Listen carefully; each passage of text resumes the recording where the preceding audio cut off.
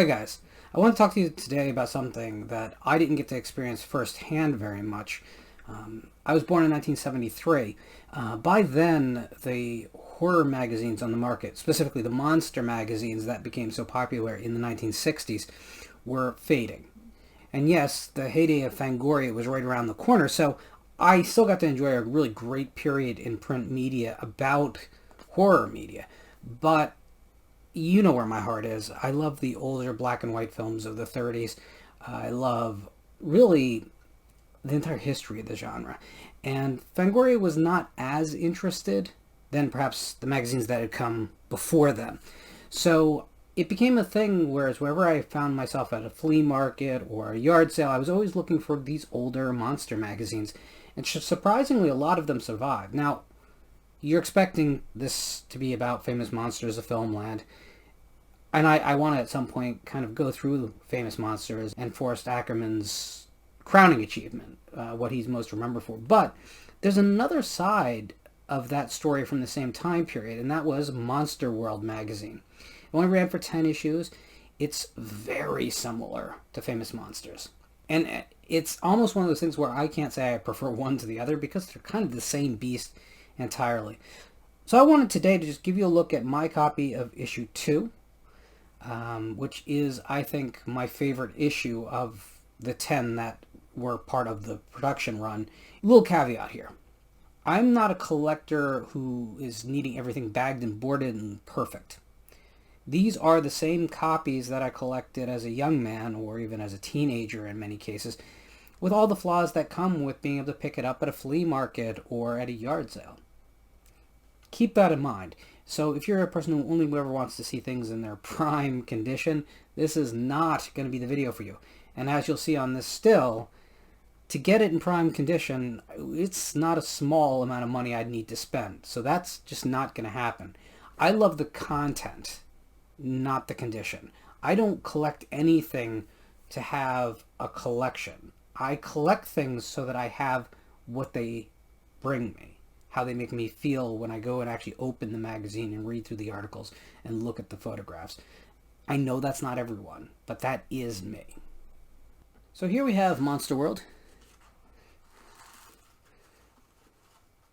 And you'll notice right here, for Forrest J. Ackerman, editor.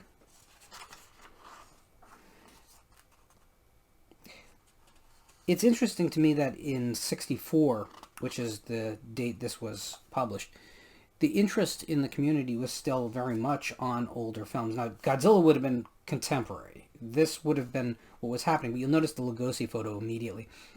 By this point, Lugosi was not considered something that was modern. However, his influence was still very important in the community. He was not considered a relic. These still blow my mind. I don't know if you're a 14-year-old kid, 16-year-old kid even, you see these photographs, how you couldn't be excited.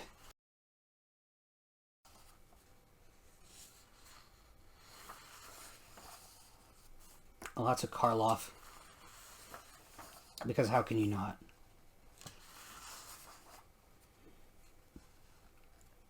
Naturally, just like everything Forey did, it's very jokey in a juvenile sense, but playfully so. There's an understanding. It's not talking down to kids or this isn't dad humor exactly. This is more like uncle humor, which is why perhaps he was known as Uncle Forey to an entire generation.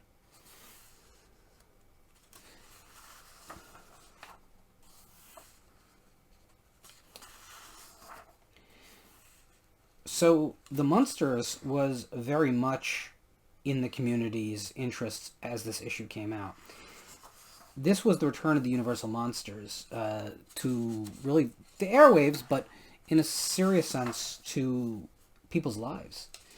They weren't making Frankenstein and Dracula films in America anyway. They weren't making them.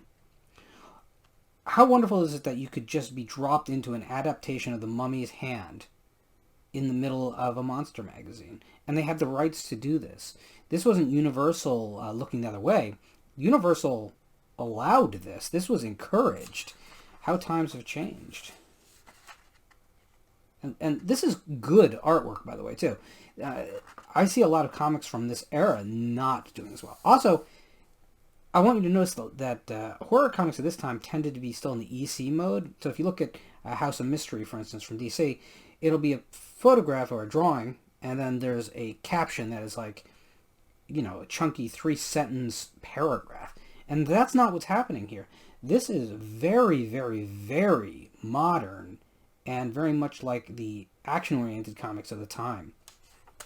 Which I feel both ways, because I do love the EC style. But I think EC style would be hard to apply to an adaptation of a film. And I love the fact they covered the entire movie in just a few pages. And did so well. The Time Travelers.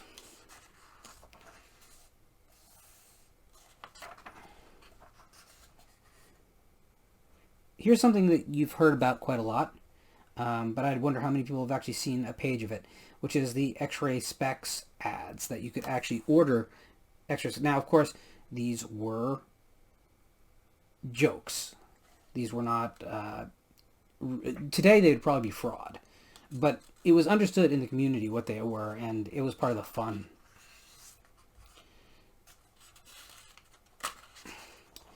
Monster magazines, especially in the early days, were also always kind of a clearinghouse for where you could find things that you couldn't find at your bookstore.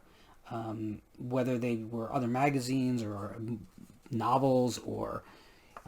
this is before home video, so there was not,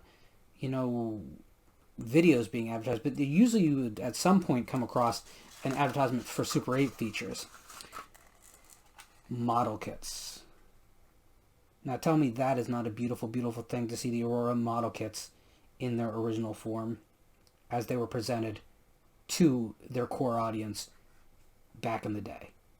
I also just, it's just amazing when you look at the pricing. Just amazing.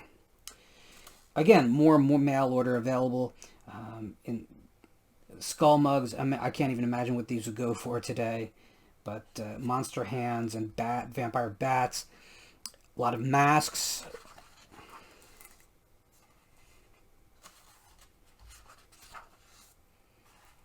Here we go. Horoscope movie viewer. Now, no batteries. It was a hand cranked. It was just it was just printed. They weren't stills or anything like that. They were just small printed images. And this was not movies. These were like drawings. And as you cranked it, it was much like a flip book or flip drawings on a book, right? So you'd go through and you'd be able to see the image come to life. This was like, for horror fans at this time, the idea of seeing a horror movie in your home was already mind-blowing. But to own something that was yours, unbelievable. And here we go. So these are 8mm prints of films that you could buy through the magazine, which was, it was famous. Monsters. This was their sister magazine. But again, all these today would be going for massive money.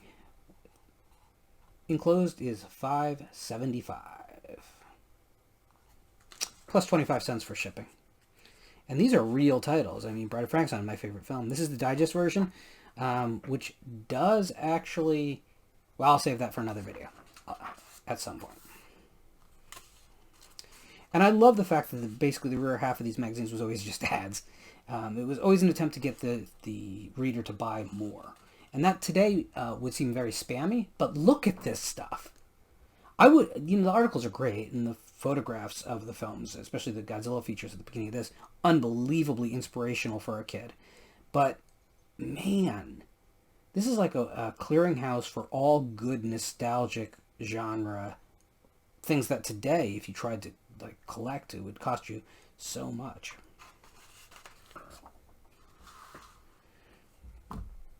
So this is the Big Frank. This to me is an amazing, amazing thing that, again, I was born in 73, so it's not like this was even something that I could have really yearned to own, but I kind of yearn to own it today, to be completely honest. And I'm not a guy who collects plastic, but how cool is that? I don't think there is anything on this planet that might be as cool as that outside my cat. So I hope you've enjoyed looking at Monster World. I don't know if you've ever got a chance to see it. If maybe you own a copy, in which case it probably wasn't that exciting to go page by page through. But Forrest Ackerman gave an entire generation a voice, and he really provided for us an enduring legacy. These magazines did a lot of the work that today, all the work that's come since to preserve these films would never have happened without this fan base.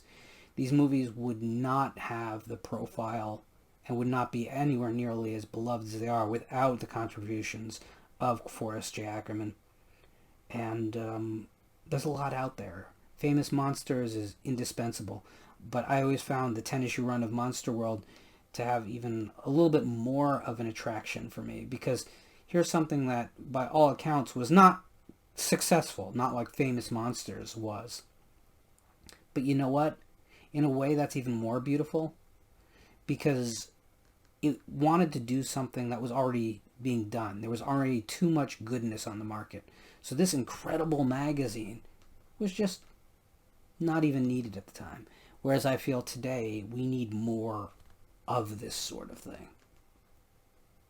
Anyway, thank you for joining me today. I hope you've enjoyed. If you have, leave a comment below. Let me know that you want to see more of this. I have an entire closet just jam-packed with stuff like this. I love vintage horror. I love anything that reflects the Golden Age. If you want to see more, let me know. I'd be happy to take you on a journey with me through all this stuff that I've collected over time. Also, 35 cents.